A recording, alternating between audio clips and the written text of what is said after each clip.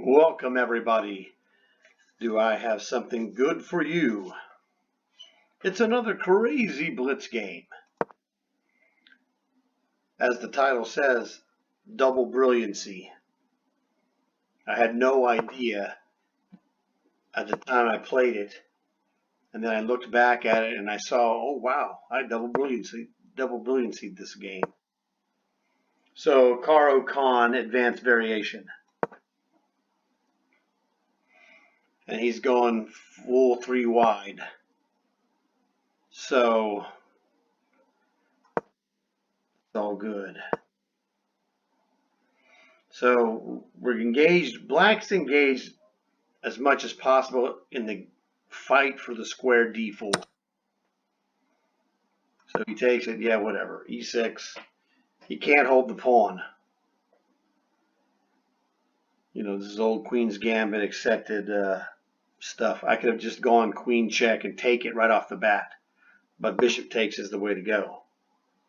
Well, unless he gets weird. That's good.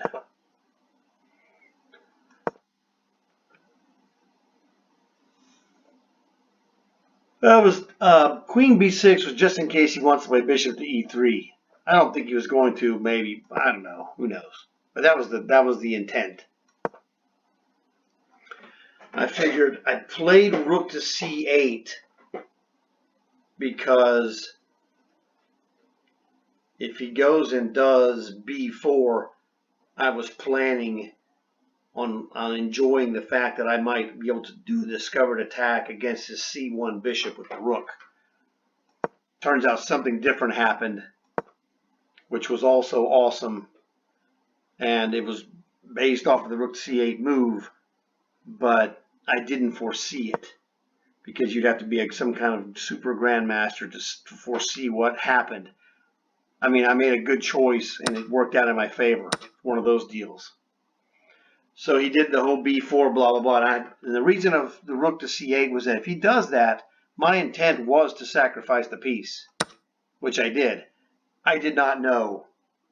It's a double exclamation.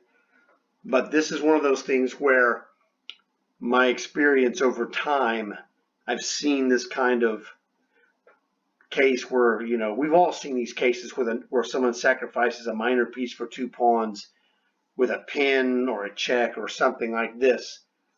So we've seen the sequence, the basic sequence of blank takes b4, and then another piece takes up b4. But I said, okay, I'm playing knight takes, and my bishop takes with check.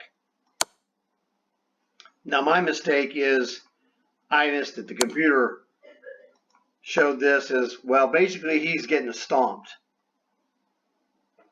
Now, if I play this better move, I don't get to play my other brilliancy move, so it's a tomato. But bishop d4 is just a crushing move because his rook is hanging and his bishop is hanging. So I've sacrificed the knight, which wasn't even really a real sacrifice if I saw bishop d4, but I never saw bishop d4, so I was playing a real sacrifice for check. So I played this and I'm like, oh man, I had no idea that the computer calculated that bishop d2 is a bad move. I was thinking, okay, well, you can't play knight d2, rook takes bishop, and I was like, hey, you know what? If you play knight takes b2, knight to d2, I'd play rook takes bishop. Check. And I go, that bishop is pinned. I can go there anyway. Rook to c1, check. Crunchy. Oh, goodbye rook. So now it boils down to that age-old question, can we withstand his reprisal? He hits me with rook to a8 check. I did not calculate this. On rook takes free rook in the corner, my spidey senses were telling me that I'm okay here.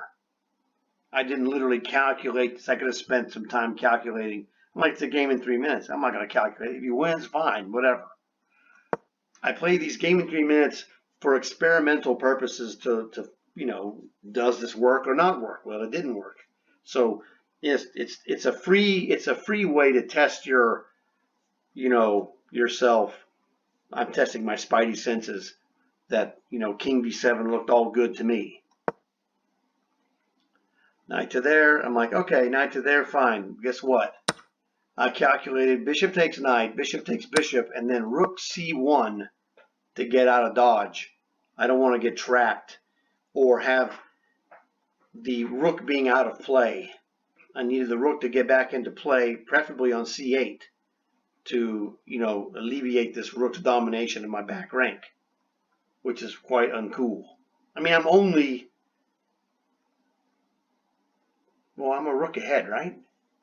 No, I'm exchange up. Yes, I'm just an exchange up. He's got no coordination. We're good. So I did not see that as necessarily part of B. I didn't see that as a big double question mark move, but I guess King D2 is a lot better.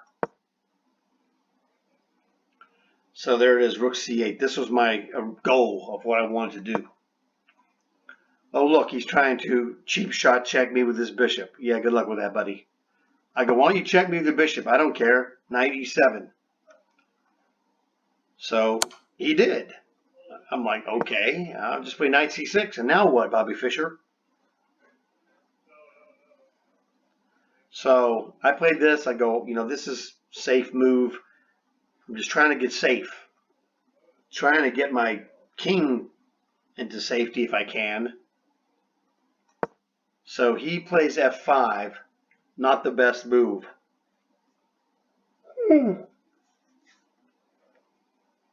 Queen to A3 was better. Threatens queen to D6 check, which would be kind of nasty. But, I mean, I could just play queen. No, I can't play queen takes rook. So queen C7 is what I would just do. No big deal. He plays F5. Now, I had a good move for him. See if you figure out what it is. You might want to pause the video, and we'll be right back. Okay, if you pause the video, we're back. Did you see this move?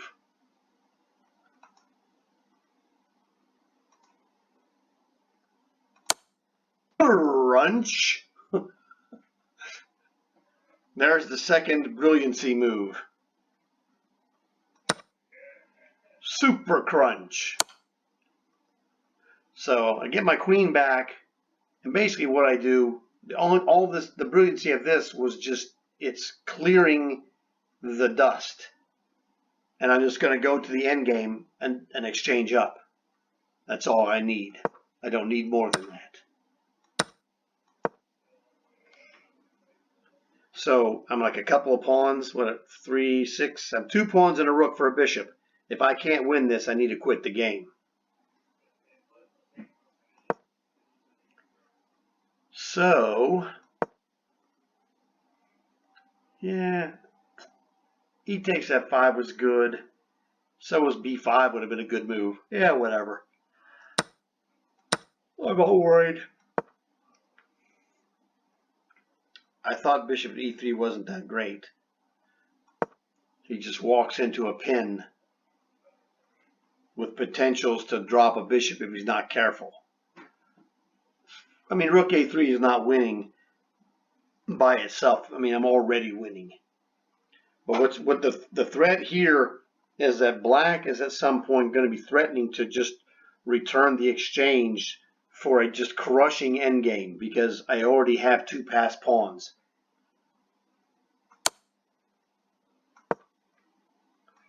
So that is essentially what is potentially happening. And I did miss something. King to C6 was terrific, but I made a mistake here and should have gone king to C5. If I go king to C5, he is completely toast. I'm going to take his bishop and just, I'll walk to victory. I mean, the victory was not a big deal because I'm winning. He's just going to give up another pawn. And now it's the same old whatever. I mean, I've got this. This is a winning endgame if I can trade my 2 rooks for his 2 pieces. Yeah, good luck with that. Who cares?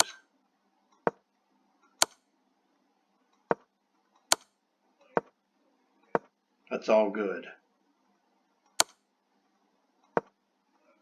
And actually, I could have played, if you look at this, instead of checking him, I could have just played rook to e8.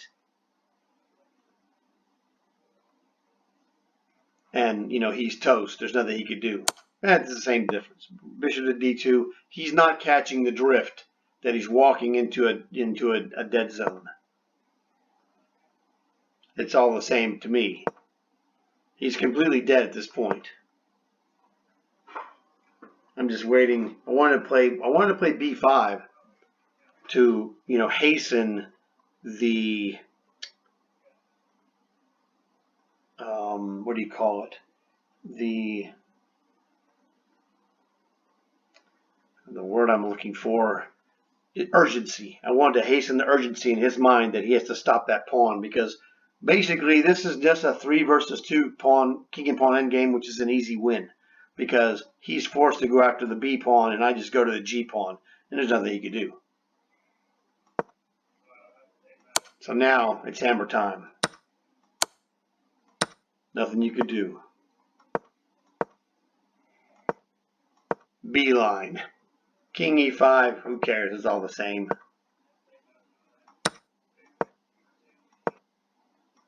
Every move is winning for me, realistically. And that's over. Just super cash. But like I said, I was, you know, it was a fun game, and I was, you know, happy about playing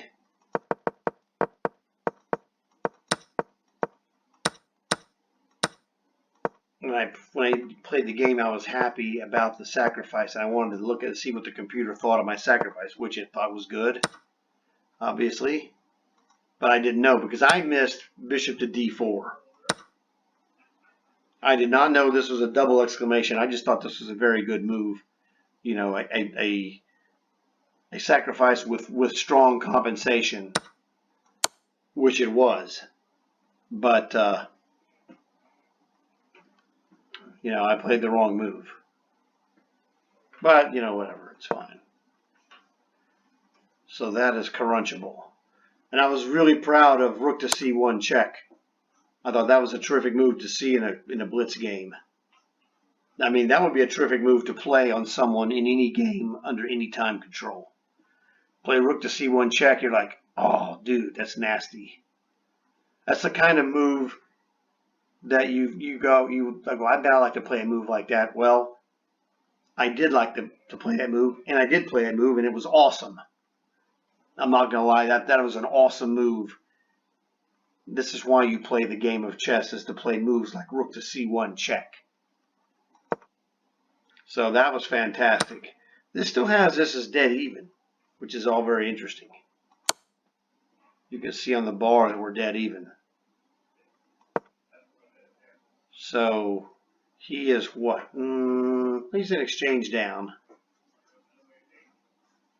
Actually, an exchange and 2 pawns. My differential is essentially rook and 2 pawns versus bishop. That is the differential, but his rook is in a commanding position right now.